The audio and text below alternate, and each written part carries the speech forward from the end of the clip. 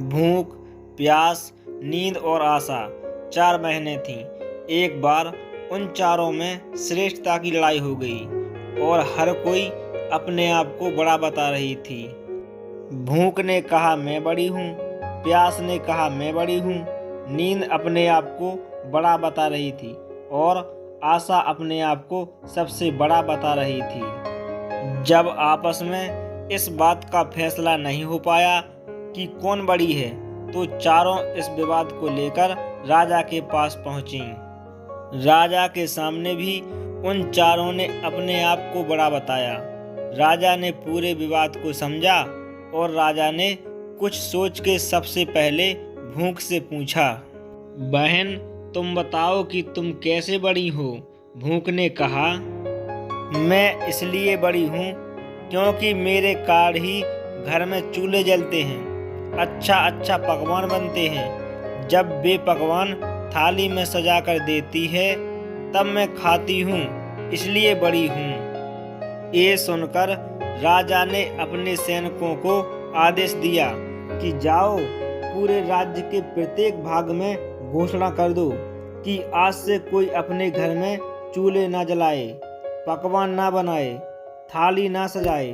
तब देखते हैं भूख को भूख लगेगी तो वो क्या करेगी। सारा दिन बीत गया, सारी रात बीत गई, सुबह हुई तो भूख को भूख सताने लगी। वो चारों ओर भोजन की तलाश करने लगी, लेकिन भूख को खाने को कहीं कुछ नहीं मिला। तो वो लाचार होकर घर में पड़े रोटी के बासे टुकड़े खाने लगी। प्यास ऐसा सब देख रही थी।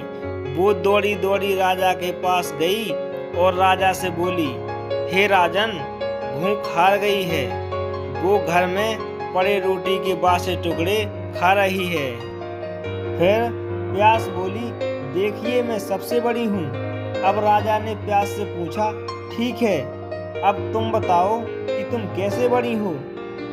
प्यास बोली, मैं इसलिए बड़ी हूँ क्योंकि मेरे ही कारण ही लोग कुएं बनवाते हैं और तालाब बनवाते हैं, बर्तनों में भरकर पानी रखते हैं। वे जब किसी बर्तन में पानी भरकर मुझे देते हैं तब मैं पीती हूँ, इसलिए मैं बड़ी हूँ।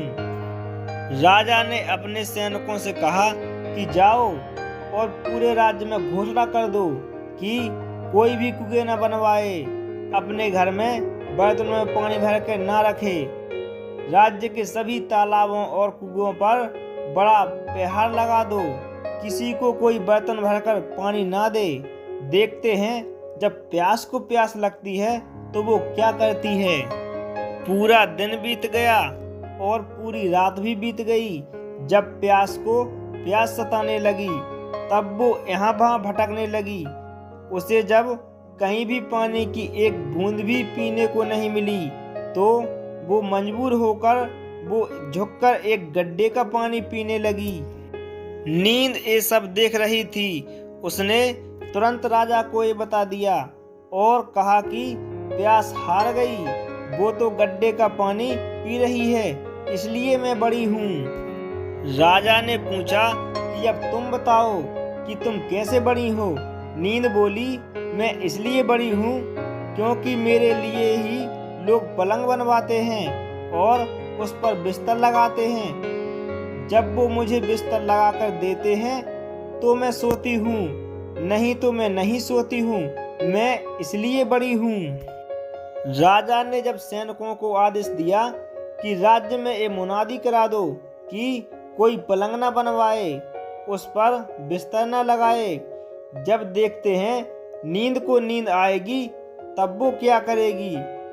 दिन में तो ठीक रहा, आधी रात बीत गई, उसके बाद नींद को नींद लगने लगी।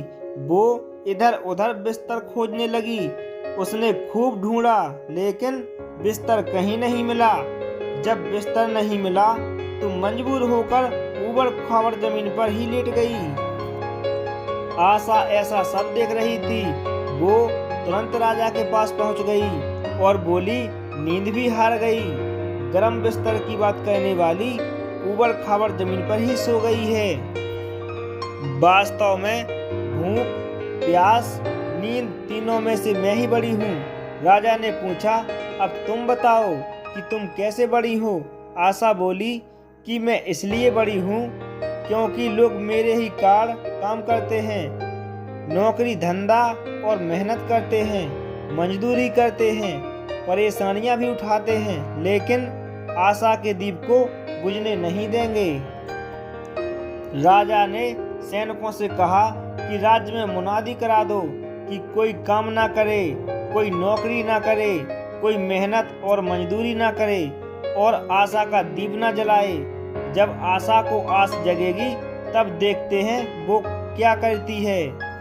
सारा दिन बीत गया, आधी रात बीत गई। जब आशा को आस जगी तब वो यहाँ वहाँ गई, लेकिन चारों ओर अंधेरा छाया हुआ था। टिमटिमाते दीपक के प्रकाश में एक कुम्हार काम कर रहा था। आशा वहाँ जाकर टिक गई। राजा ने देखा कि कुम्हार ने जो दिए बनाए थे वो कुम्हार की आशा के अनुसार सोने के हो गए हैं। कुम्हार की छोटी सी झोपड़ी सोने का महल बन गया। ये सब राजा ने देखकर बहुत खुश हुआ। फिर उसने अपना फैसला सुनाया कि भूख, प्यास, नींद और आशा, इन चारों में से सबसे ही सर्वश्रेष्ठ आशा है। ये सारी दुनिया आशा अर्थात उम्मीद पर ही टिकी हुई है। हम सभी के जीवन में एक आशा ही होती है। जब हमें नामुमकिन काम को करने की भी ताकत देती है, वो आशा ही देती है। घने अंधेरे में रोशनी की उस किरण की तरह है जो मनुष्य की घनघोर कष्ट में जीने की प्रेरणा देती है।